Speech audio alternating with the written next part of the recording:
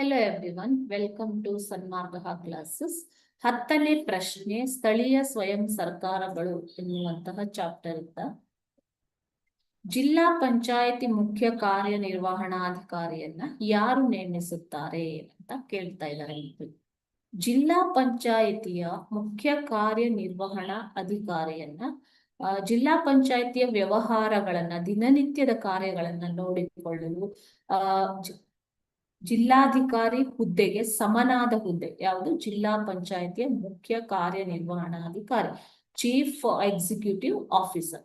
ರಾಜ್ಯ ಸರ್ಕಾರವು ಇವರನ್ನ ನೇಮಿಸುತ್ತದೆ. ಈ ಅಧಿಕಾರಿಯು ಜಿಲ್ಲಾ ಪಂಚಾಯಿತಿ ಸಭೆಗಳಲ್ಲಿ ಚರ್ಚಿಸುವ, ಭಾಗವಹಿಸುವ ಅಧಿಕಾರವನ್ನು ಹೊಂದಿದ್ದರೂ ಮತ ಚಲಾಯಿಸುವ ಹಕ್ಕು ಇರುವುದಿಲ್ಲ. ಮತ ಚಲಾಯಿಸುವ ಹಕ್ಕು ಇಲ್ಲ. ಓಕೆನಾ? ಮತ ಚಲಾಯಿಸುವ ಹಕ್ಕನ್ನ ಹೊಂದಿರುವುದಿಲ್ಲ. ಆದರೆ ಸಭೆಗಳಲ್ಲಿ ಮತ್ತು ಚರ್ಚೆಗಳಲ್ಲಿ ಭಾಗವಹಿಸಬಹುದು.